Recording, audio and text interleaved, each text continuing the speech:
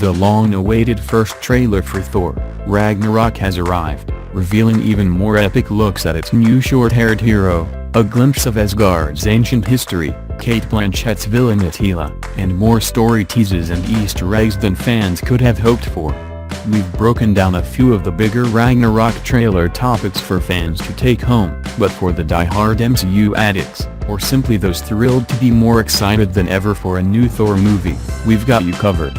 We're breaking down each and every reveal from the Ragnarok teaser trailer, so needless to say, there may be spoilers aplenty as we theorize and speculate on the story beats, battles, and larger plot details teased in the new footage. 25. A trip to Muspelheim. It's tempting to expect that Thor's next solo film would follow the hero doing something, well, heroic. But the Ragnarok teaser begins with the titular Asgardian god of thunder wrapped in massive chains, tumbling down a deep, dark hole, coming to rest suspended over a burning volcanic crack. Opening with such a "I bet you're wondering how I wound up here" gag is fitting for director Taika Waititi, but the forces at work behind Thor's predicament are open to some serious speculation, fueled mainly by the backdrop of the scene, and not the hero debuted within it. To be more specific, it's the glowing demonic faces and the architecture we're referring to here. Those faces alone are unlike anything that's been shown in the world of Asgard to this point, and the first thought must be connected to Ragnarok's villain, something of an embodiment of death. That being said, there's a good chance that we're looking at Muspelheim, one of the 9 realms of Norse mythology, the one licked with flames, and home to torment and pain. Hell, in other words. It's a realm that's been teased in previous Thor movies, and while the visual design here is a bit different from the previously released Muspelheim concept art, it does seem a match for the glimpse of Muspelheim shown in Thor 3's Comic-Con footage. The reasons for Thor's presence, and the fight awaiting him is what's teased next. 24. Surtur, perhaps? The focus of the shot is obviously the spinning Thor, gently hanging as the glowing faces around him cry out in silent shrieks. But pay closer attention to those faces, and you'll notice they're actually alive, in a sense. Not sentient, and not moving in the way that audiences might expect from a fantasy-inspired vision of hell. The faces are simply being lit by fire, as if the light emanating from them and making their faces visible is approaching. So, what do we make of this design element? Thor tumbles down into a darkly lit cavern, and the walls and decorations around him slowly begin to burn as if something or someone has turned on a light switch. Or is simply approaching, bringing the fire with them. As the face become fully lit, and heat can be seen radiating from their eyes and mouths, Thor turns towards the camera, fully lit as if another massive source of fiery light has suddenly appeared before him. Take that implied light source and add in Thor's expression, far, far from excited about what he's now looking at, and there's a good chance it's Surtur who stands before him. That in itself isn't a shock, since Ragnarok's Comic-Con footage showed Surtur preparing to battle Thor. But given the rest of the trailer, this seems to be a plot beat that's yet to be explored or detailed. In the comics it was actually Surtur who started Ragnarok itself, so if Thor is seeking him out, before his hair is cut, then perhaps the God of Thunder is still trying to puzzle out the glimpse of doom he witnessed in Age of Ultron. Either he's chasing the wrong enemy, or Surtur plays a much larger role in Ragnarok's story than we realize. 23. Hela's arrival. From where? Audiences have been desperate for details and images of Cate Blanchett's Hela, so it's only right that her dark, mystic, and deadly persona be introduced in a tease before a more glorious reveal in the trailer. We are referring here to the brief shot of Hela walking out of something, into somewhere. As the air ripples and tears in a swirl of black magic or energy, Hela confidently struts out, flexing her fingers in preparation of a fight. The architecture visible behind the rippling energy could be a match for the yellow sandstone of Asgard, but it's hard to tell. Later shots of her in the trailer confirm this could be the case. Shots like these may seem the most inessential, where overall plot twists and storylines are concerned. But in their own way, they hint at the larger mythology being teased or established. What is this black energy meant to represent? Is this Hela's escape from her ancient prison? Is this a glimpse of her unique brand of magical attack, or simply an effect of her entry or exit from one plane to another? It seems a carefully constructed shot to unveil her in full costume, possibly descending a staircase. So is this the audience's first glimpse of Hela in the actual film?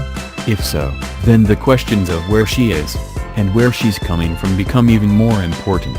All theories are absolutely welcome. 22. Thor lives the Skek's life. There's clearly some creative editing here, since the architecture scene behind Hela doesn't seem like a match for a back alley in New York City, nor does that seem a fitting location for her to make her debut. Nevertheless, the action jumps to Thor inside back alley, hurling his trusty Mjolnir at a target revealed to be Hela. Before we get to his target, fans shouldn't miss the rest of the shot's reveals. For starters, this shot is confirmation that Thor's trip on Earth won't be confined to he and Loki in street clothes, searching for their wayward father. Thor will eventually return to his full Asgardian form, cape and armor included. Why Hela would make a trip to New York to put an end to Thor's mission is anyone's guess, but the question now becomes, which part of the city will get the honor of hosting her arrival? On a more comedic note, Thor's hammer toss reveals a patch of wall behind him decorated with graffiti reading Skek's life. It's a nod to director Taika Waititi's New Zealand roots, with the word being a bit of New Zealand slang for things that are cool, gangster, sharp, edgy, slick. The word can be used in just about any context. Since it was used often in Waititi's recent Hunt for the Wilder People, the word cropped up in plenty of interviews and press. Moving from a quirky, comedic hit to a Marvel blockbuster, Waititi is most definitely living the Skek's life. 21. Mjolnir shatters at death's touch. As we mentioned before, Thor's toss doesn't turn out as expected. Mjolnir may have been unstoppable in prior films, but at Hela's hand, it is subdued. Not just stopped in its tracks, either. A single touch of Hela's fingernail, and the hammer forged in the heart of a dying star shatters to pieces. On one hand, it demonstrates the true extent of Hela's power in the Marvel Universe, nothing is beyond death. On the other, it makes it clear. The old Thor of the MCU is dead. That's a death on both a literal and figurative level, since there's no better way of showing Chris Hemsworth's move away from the Thor that has been than to literally break the hammer that largely defined him. To the audience, and judging by the marketing surrounding Ragnarok, it could mean Thor's, and Hemsworth's, days of simply swinging a hammer are over. It's not the first time Thor has been without his hammer in the MCU, but his goal is no longer to regain his worthiness. Without his signature weapon, Thor's rebirth into something new is what comes next. 20. Thor and Loki vs Hela. When Hela breaks Mjolnir, the result is what you would expect from the destruction of a mystical Asgardian relic. But before the massive, lightning-filled explosion takes over the screen, audiences can notice that it is both Thor and Loki standing side by side in the alleyway, both taking the full brunt of the explosion. We knew from set photos that Thor and Loki would both be seeking their father, Odin on Earth, Midgard, but their placement here, together, standing opposite Hela as she shatters one of Asgard's mightiest weapons, could bear as much thematic weight as it does to the plot. Because for all Loki's mischief, he's still more interested in ruling Asgard than seeing it destroyed so easily. It's still unclear just how heroic a turn to expect from Loki, since temptations to do so in the past have resulted in even more treachery. That being said, he stopped short of killing his brother at every turn. And in taking the throne from Odin in the Dark World, he apparently sent his adopted father to Earth, instead of killing him. Next, nothing is known about the interactions between Loki and Hela, if there are any, and where they may fall on the villainous scale. It's safe to assume that Loki and Thor enter yet another shaky alliance, but with this scene, there may be reason to think Loki might finally come to his senses. For the sake of a kingdom to rule, if nothing else. 19. Hela in all her ancient glory. For those following the trickle of Thor 3 concept art, the reveal of Cate Blanchett's Hela is a bit less grand than expected.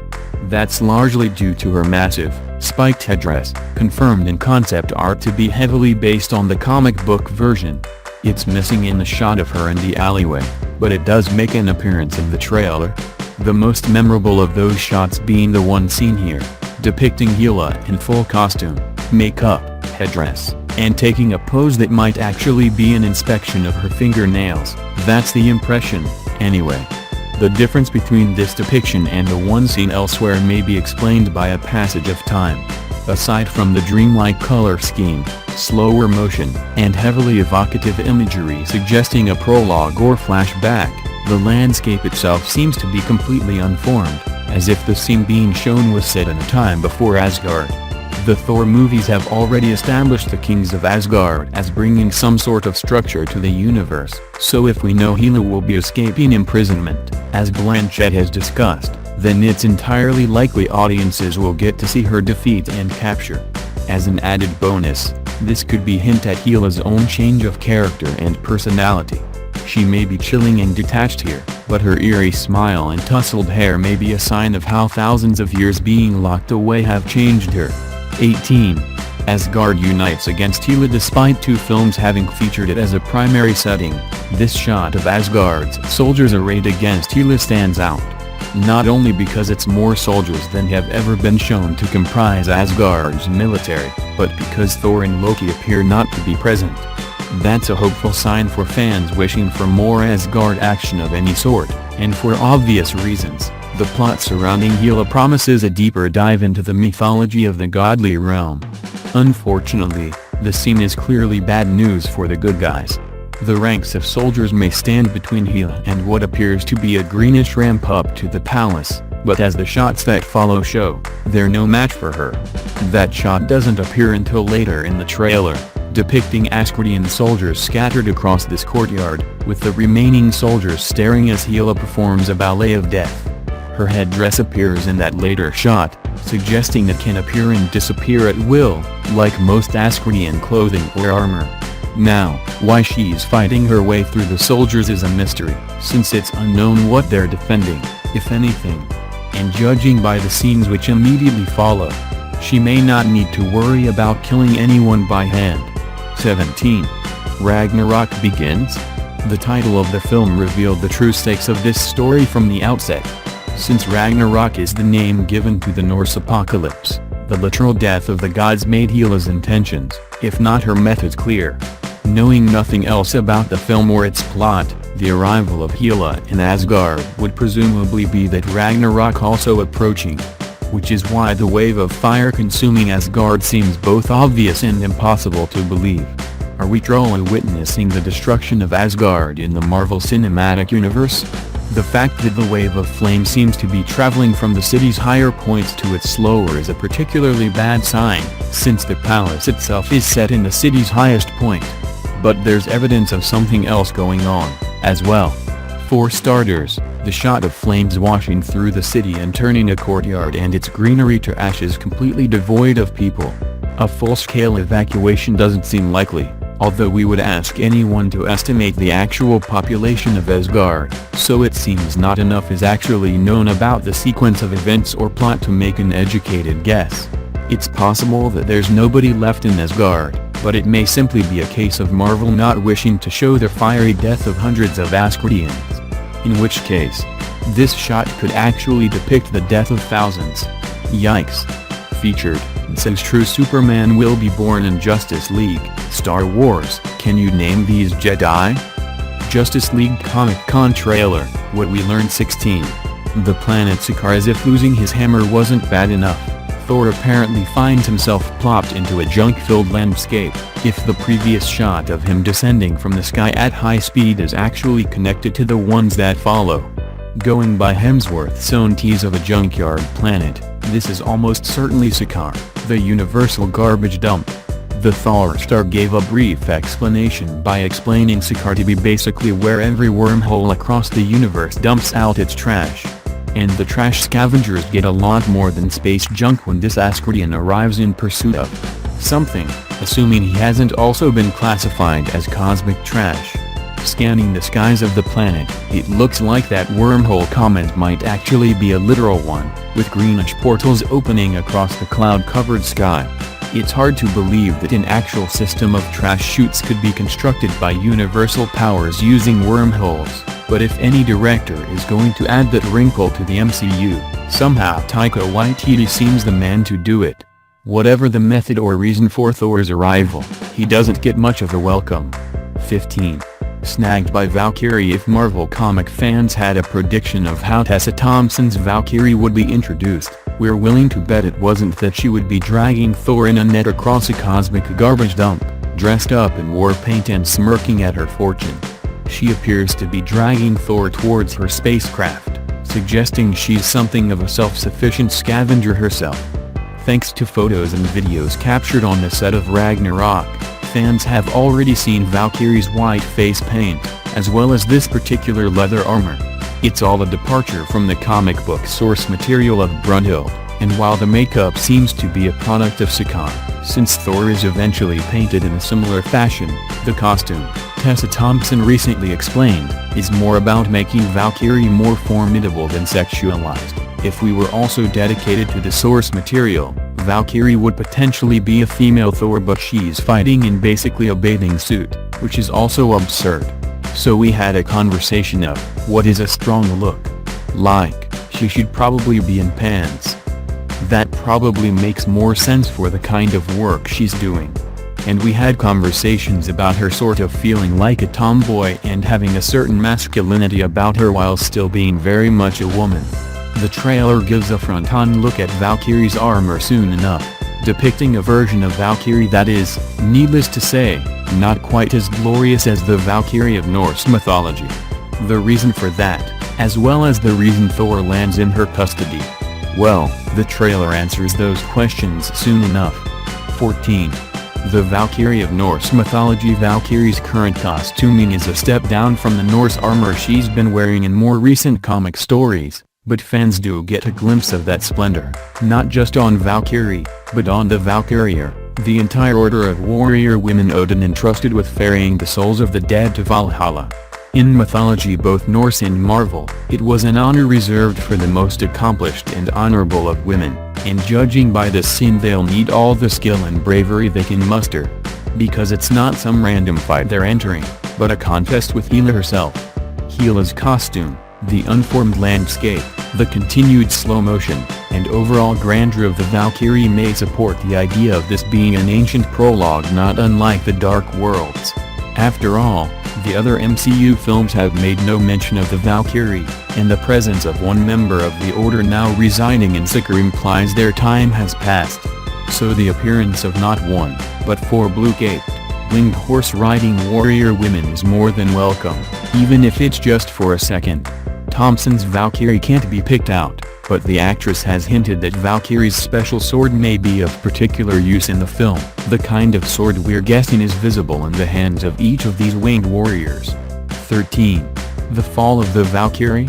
The shot that follows does appear to be Thompson's Valkyrie, falling from the sky alongside her sisters and their many steeds, seemingly defeated by the power of Hela. Whether that means fans can look forward to a prolonged battle sequence, or this painterly tableau of a single throw of Hela's sword felling Odin's fiercest fighters isn't clear.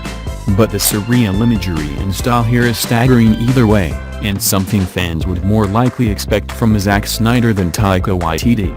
The fall of the Valkyrie seems as fitting a title as any for this masterpiece, and how it informs Valkyrie's character when faced with Thor has been hinted at by the stars. The question is obviously how Valkyrie went from this ancient defeat at Hela's hands to pulling Thor out of a cosmic junkyard planet. Since Hela was clearly imprisoned at the end of that story, and Valkyrie lived beyond this battle, why did she leave Asgard? Chris Hemsworth suggested one explanation, hinting that a return to Asgard for Thor and Valkyrie would be completely different experiences. We wanted Thor to encounter somebody that was much more his equal and in many ways his superior. Valkyrie is trying to not embrace any sort of Asgardian heritage that she has. Thor thinks maybe that will create a bond between them and, on the contrary, she wants to forget it all entirely. 12. Jack Kirby's world becomes real for the average movie fan mainly familiar with the Marvel Universe through the MCU. The alien world of Sakaar that Thor is dragged through and thrust into can best be described as not just alien, but geometric. It's easy to appreciate with no greater reference, and could be taken as another step behind James Gunn's own image of angular alien worlds and technology and